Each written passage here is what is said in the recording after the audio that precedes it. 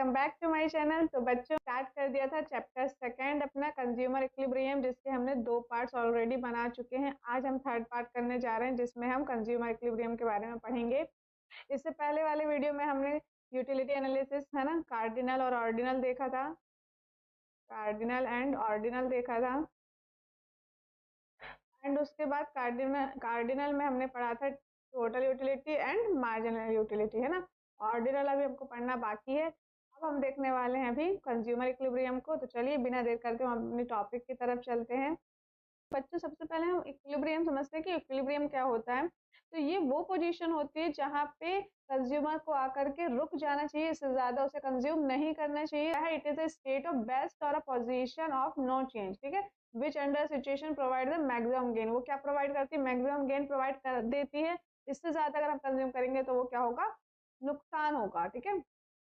तो ये क्या है? बेस्ट पोजीशन होती है कंज्यूमर के लिए कि यहाँ पे आके वो रुक जाए। इससे ज्यादा कंज्यूम करना है ना, इससे कम कंज्यूम करना है। कंज्यूमर इक्विलिब्रियम क्या होता है कि ये वो सिचुएशन होती है जहां कंज्यूमर को मैक्सिमम सेटिस्फेक्शन मिले, है ना, ज्यादा से ज्यादा सेटिस्फेक्शन मिले उसकी लिमिटेड इनकम में। उसको पता है कि उसकी इनकम कितनी है, राइट।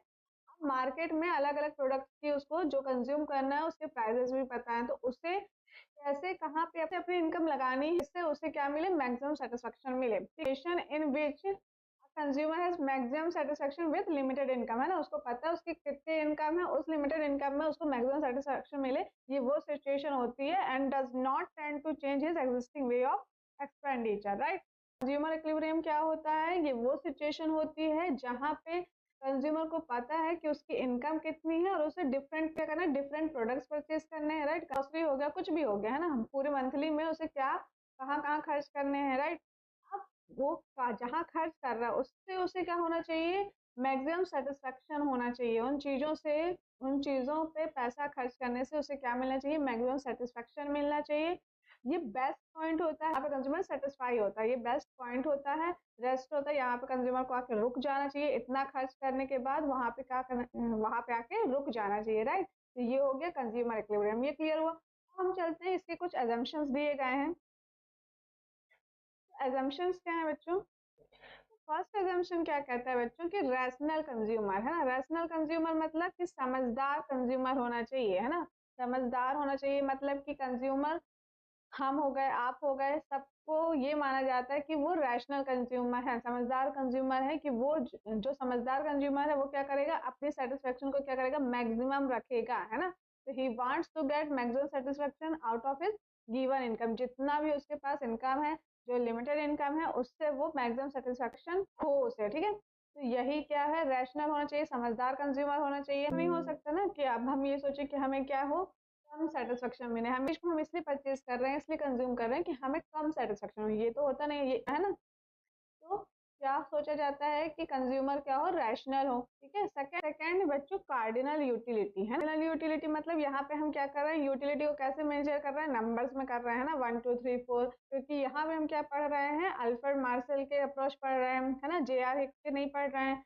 अल्फ्रेड मार्शल जी क्या कहते हैं कि हम यूटिलिटी को कैसे मेजर कर सकते हैं? नंबर में मेजर कर सकते हैं ना, कि 8 यूटिल्स हमको सेटिस्फेक्शन हुआ, 6 यूटिल्स हुआ, तो ये हो गया, ठीक है। तो यहाँ पे क्या करना है? कार्डिनल यूटिलिटी होना चाहिए।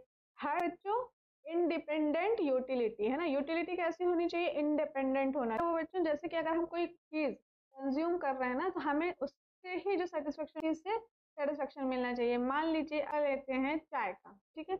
अब हमने 1 कप चाय पी, ठीक है, नॉर्मल हम 1 कप चाय पीते हैं तो क्या होता है कि 1 कप चाय में ही हमारा मन भर जाता है, हम सेटिस्फाई हो जाते हैं, राइट। लेकिन अगर हम उसके साथ ब्रेड ले रहे हैं, ठीक है, चाय के साथ हमने ब्रेड ली, तो ब्रेड से तो चाय हो गई खत्म, है ना। अब चाय, पहली चाय से हमको मिला तो तब हमको मिल गया 10 यूटिल्स का, ठीक है, सेटिस्फेक्शन। लेकिन ये क्या हुआ? ये खत्म हो गई ब्रेड के साथ, तो लगा कि 1 कप और चाय पी लें। 1 कप और चाय पी लेंगे तो क्या होगा? या तो उससे ज्यादा सेटिस्फेक्शन मिल जाए, है ना, 11 यूटिल्स का मिल जाए, या फिर कहो बराबर मिल जाए 10 यूटिल्स का। तो ये क्या हुआ? यहाँ पे लॉ क्या हुआ? फेल हो गया। यहाँ पे हमें लॉ को क्या होना चाहिए? डिक्रीज होना चाहिए। यहाँ पे ये इंक्रीज हो रहा है या बराबर रह रहा है, ठीक है। होना क्या चाहिए बच्चों की इंडिपेंडेंट यूटिलिटी होनी चाहिए ना। चाय मिलने वाली सिर्फ चाय से ही मिलने वाली सेटिस्फेक्शन होना चाहिए, ना ही कि ब्रेड के साथ या पेटीज के साथ, बिस्किट के साथ, ऐसे नहीं, ठीक है। जो हमें सेटिस्फेक्शन चाय से मिल रहा है तो वो बस चाय से ही मिलना चाहिए। क्या बोल रहा है utility derive from the consumption of a commodity depend upon the quantity of a that very commodity alone, है ना। जो भी क्वांटिटी है वो सिर्फ और सिर्फ उसी कमोडिटी से मिलनी चाहिए। It is not affected by the consumption और अदर गुड। कोई भी अदर गुड्स अगर हम लेते हैं उसके साथ ब्रेड लिए, बिस्किट लिए, तो मैं उससे जो अफेक्ट हो रहा है वो नहीं, ठीक है। ये हो गया क्या, इंडिपेंडेंट होना चाहिए, ठीक है। हाँ, यूटिलिटी वो कैसी होनी चाहिए, कांस्टेंट होनी चाहिए, है ना। क्योंकि मनी से भी हमको सेटिस्फेक्शन मिलता है ना। अगर हमारी जेब में 1000 रुपए भी है तो वो भी हमें सेटिस्फेक्शन दे रहा है ना। हमारे बैंक अकाउंट में भी पैसे रखे हैं तो हमें बहुत सेटिस्फेक्शन, चलो हमारे पास पैसे हैं, राइट। ऐसे ही क्या होता है, मनी भी हमको क्या करता है, सेटिस्फेक्शन दे रहा है। मेहमान आए हैं और वो हमको क्या कर रहे हैं, पैसे दे के जा रहे हैं, 500 रुपीज दिए, तो वो सेटिस्फेक्शन हमारे लिए कितना ज्यादा होता है ना, कि हम तो हमारे पास पैसे आ गए हैं, हमारे पास 500 रुपीज है। अब हम उसे उसे कहाँ कहाँ कहाँ खर्च करें, अब हम उसे कहाँ खर्च करें, ये हमारे दिमाग में चलने लगता है ना। तो ये क्या हुआ, मनी का सेटिस्फेक्शन हुआ, राइट। अब देखिए, मान के चलते हैं कि मान लो अगर हमारे पास जेब में रुपीज है, 1 रुपीज है। अब ये हमारा 4 यूटिल्स का सेटिस्फेक्शन, ठीक है। अब हमारे पास टोटल अगर 1000 रुपीज है तो हमें कितना सेटिस्फेक्शन मिल जाएगा, 4000 यूटिल्स का मिल जाएगा, राइट। 4000 यूटिल्स का सेटिस्फेक्शन मिल जाएगा। तो हम क्या कर सकते हैं, हमें 1000 में 4000 यूटिल का सेटिस्फेक्शन हो रहा है और 1 रुपए में 4 यूटिल्स का हो रहा है ना। तो मनी इज कॉन्स्टेंट, मतलब कि हमारा जो मार्जिनल यूटिलिटी है ना, वो हर बार क्या होना चाहिए, सेम होना चाहिए ना, कॉन्स्टेंट रहना चाहिए। जो हमारी मार्जिनल यूटिलिटी है ना, 4 मिल रही है तो 4, 2 मिल रही है तो 2, ठीक है ना। तो जितने भी रुपए हमारे पास होंगे उससे हम क्या कर देंगे, मल्टीप्लाई कर देंगे, तो हमारे पास टोटल यूटिल्स आ जाएगी, ठीक है। तो यही क्या कहता है कि मार्जिनल यूटिलिटी ऑफ मनी क्या होना चाहिए, कांस्टेंट होना चाहिए। जितने भी पैसे हैं उसमें जितना भी एक बार यूनिट मिल रही है उतना ही मिलना चाहिए हर बार। ये क्लियर हुआ। रैशनल होना चाहिए इंसान को, जो कंज्यूमर है उसे क्या होना चाहिए, रैशनल होना चाहिए, समझदार होना चाहिए कि वो अपना मैक्सिमम सेटिस्फेक्शन निकाल सके अपने लिमिटेड इनकम में। मार्जिनल यूटिलिटी होनी चाहिए, यहाँ पे हम मेजर करना चाहिए किसमें, वन नंबर्स में मेजर करना चाहिए। इंडिपेंडेंट होना चाहिए, जो भी हम कंज्यूम कर रहे हैं वो सिर्फ और सिर्फ उसी कमोडिटी पे डिपेंड होना चाहिए, कोई अदर कमोडिटी में डिपेंड नहीं होना चाहिए। Marginal utility of money constant होना चाहिए, है ना। 1 रुपए से हमको जितनी सेटिस्फेक्शन मिल रही है उतना ही सेटिस्फेक्शन हमें हर 1 रुपए के बढ़ने से मिलेगा, राइट। कंज्यूमर इक्विलिब्रियम है ना, इसको हम 2 केस में पढ़ने वाले हैं। फर्स्ट हो गया सिंगल कमोडिटी और सेकंड हो गया 2 commodity case. Single commodity case में क्या होगा बच्चों, कि वो सिर्फ और सिर्फ एक कमोडिटी, वन कमोडिटी ही कंज्यूम कर रहा है। मान लो कोई भी चीज हो गई, हम मान लेते हैं में हमारे सिर्फ वो चाय यूज कर रहा है, और 2 कमोडिटी में हम मान लेते हैं कि वो चाय के साथ साथ क्या कर रहा है, पेटीज ले रहा है या ब्रेड ले रहा है, राइट। ये दोनों में पढ़ते हैं, तो चलो सबसे पहले देख लेते हैं सिंगल कमोडिटी केस में। हमें परचेज करने के लिए 3 फैक्टर्स को ध्यान पे रखना पड़ता है ना। सबसे पहला हो गया प्राइस ऑफ कमोडिटी। पहले हमें प्राइस देखनी पड़ती है कि प्राइस कमोडिटी की क्या है ना। तो एक्स का मतलब होता है गुड्स, जो भी आइटम हम परचेज कर रहे हैं। मान लो अगर हम चाय ले रहे हैं टी स्टॉल से, तो प्राइस ऑफ टी हो जाएगा, प्राइस ऑफ टी, ठीक है, ऐसे लिख देंगे। सेकेंड है marginal and total utility of commodity, तो जो भी मार्जिनल यूटिलिटी है उस कमोडिटी की वो निकालना है। थर्ड है मार्जिनल यूटिलिटी ऑफ मनी, है ना। मनी की मार्जिनल यूटिलिटी हम जैसे क्या बताए थे कि अगर हमको 1 रुपए से कितना यूटिल सेटिस्फेक्शन मिल रहा है, उस 1 रुपए से 4 यूटिल्स, ठीक है। तो ये हो गया हमारा क्या, marginal utility of money. Commodity निकालने के बच्चों 2 तरीके हैं। तो फर्स्ट हम देखते हैं पहले, तो अगर हम मानते हैं कि जो हमारी कमोडिटी है वो क्या है, एक्स है, ठीक है। हमारी कमोडिटी क्या है, एक्स है। अब उस एक्स को हम पर यूनिट क्या लेते हैं, 4 रुपीज लेते हैं, है ना। मान लो अगर हम 1 कप चाय ले रहे हैं तो उसकी क्या वैल्यू है, 1 कप चाय की 4 रुपीज है। यूटिलिटी ऑफ मनी देखते हैं, तो मार्जिनल यूटिलिटी ऑफ मनी क्या है, 2 यूटिल्स है, ठीक है। एक यूनिट की 1 रुपए की 2 यूटिल्स है, राइट।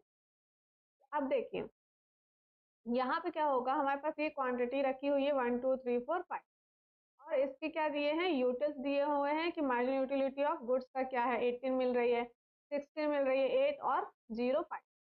अब यहाँ पे बच्चों हम निकालेंगे क्या, मार्जिनल यूटिलिटी ऑफ मनी निकालने वाले हैं, रुपीज में निकालने वाले हैं हम, ठीक है। अब देखिए एक चीज है, आ, हम इसको निकालेंगे कैसे, 2 तरीके हैं। तो पहले मैं सिंपल जो हम बचपन से पढ़ते आ रहे हैं क्रॉस मल्टीप्लिकेशन का, है ना। मान लीजिए मैं यहाँ पे लिखती हूँ यूटिलिटी एंड यहाँ पे लिखती हूँ क्या, रुपीज, ठीक है।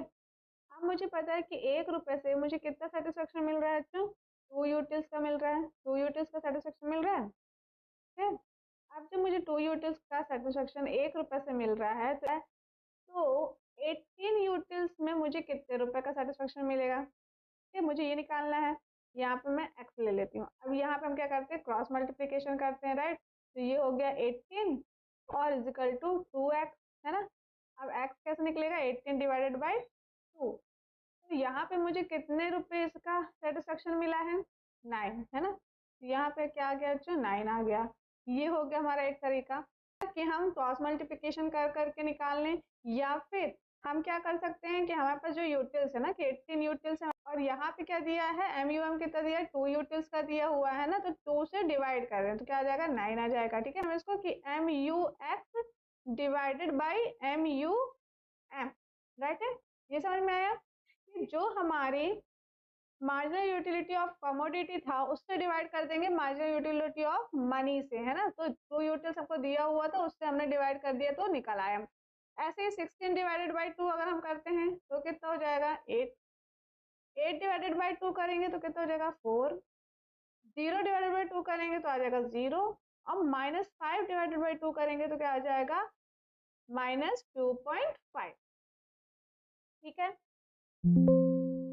तो ये क्लियर हुआ बच्चों कि यहाँ पे हमने क्या निकाला है, मार्जिनल यूटिलिटी ऑफ एक्स मतलब कमोडिटी और मार्जिनल यूटिलिटी ऑफ एम, है ना, जो हमको दी हुई थी 2 यूनिट्स 2 यूटिल्स थी। तो जब हम इन दोनों को डिवाइड करेंगे तो हमारा क्या आ जाएगा, मार्जिनल यूटिलिटी आ जाएगी इन रुपीज टर्म में, है ना, रुपीज में आ जाएगी।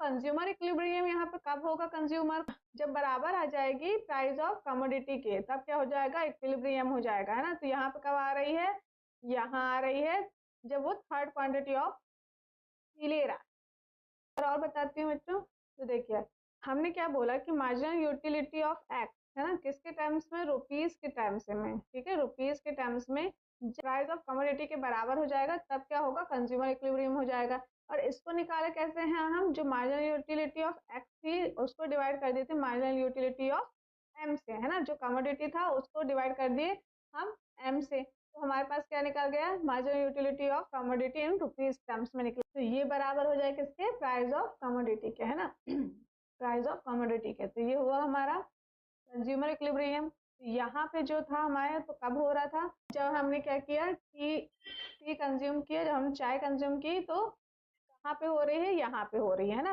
पहले कप ऑफ चाय पी तो हमको रुपीज में 9 मिला, ठीक है।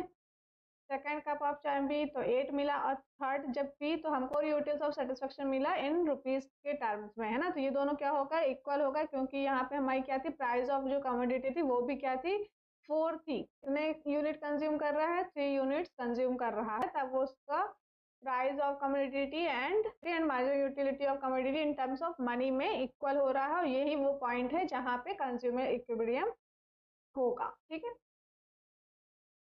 तो देखिए अब हम ग्राफ में देख लेते हैं। देखिए मार्जिनल यूटिलिटी और प्राइस ऑफ कमोडिटी, ठीक है, और यहाँ पे हो जाएगा क्वांटिटी, राइट। अब जैसे यहाँ पे क्या हो रहा था, क्वांटिटी में 1 2 3 4 5 है और मार्जिनल यूटिलिटी है हमारी 9 8 4 0, है ना। तो मान लीजिए ये ग्राफ अब 9 8 5 4 0 तो ऐसे आएगा, हाँ, ग्राफ कैसा आएगा, नीचे साइड आएगा, है ना, 9 8 4 0 है तो ये हुआ। और प्राइस ऑफ कमोडिटी क्या हुई, ऐसे आई। तो ये जो पॉइंट, ये हमारी क्या हो गई, प्राइस ऑफ कमोडिटी हो गई। और ये हुआ हमारा marginal utility of x in terms of क्या है, मनी के टर्म्स में, है ना, रुपीज के टर्म्स में है, तो हम क्या लिख देंगे, रुपीज, ठीक है। ये हो गया रुपीज के टर्म्स में। यही पॉइंट क्या कहलाया बच्चों, कंज्यूमर इक्विलिब्रियम कहलाया, ठीक। तो ये कैसे निकला था, MUX upon MUM is equal to PX, ठीक है।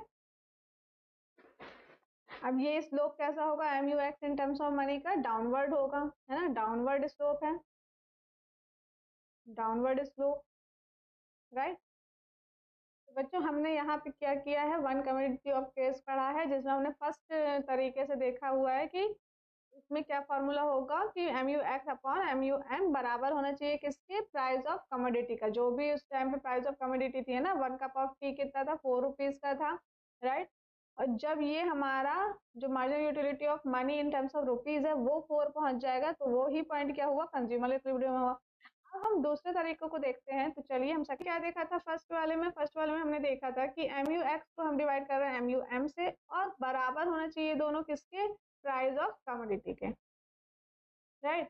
अब प्राइस ऑफ कमोडिटी के बराबर होना चाहिए, ये था हमारा, तब होता क्या, कंज्यूमर इक्विलिब्रियम, है ना। अब सेकंड जो है हमारा, तो वो ये भी हो सकता है ना कि यू एक्स जो है इसको क्रॉस मल्टीप्लिकेशन कर दें और यहाँ ले आए, पी एक्स को यहाँ ले आए और एम यू एम को इधर ले जाएं, तो ये केस भी हमारा बन गया एक, है ना। ये केस क्या बन गया कि जब एम यू एक्स और पी एक्स का जो वैल्यू आएगी वो होनी चाहिए कि मार्जिनल यूटिलिटी ऑफ मनी के बराबर होनी चाहिए। हमारी क्वांटिटी है ना, 1 2 3 4 5, ठीक है। और ये हमारी होगा क्या, मैक्सिमम यूटिलिटी ऑफ कमोडिटी हो गई। का फॉर्मूला कह रहा है वो क्या है, M U X upon P X बराबर क्या है, एम यू एम की, ठीक है। तो हम ये निकाल सकते हैं M U X upon P X, है ना। तो एम यू हमको दिया हुआ 18, पी एक्स दिया हुआ कितना, 4 रुपीज, है ना। यहाँ पे हमको कितना दिया था, यहाँ पे हमको दिया था 4 रुपीज, है ना।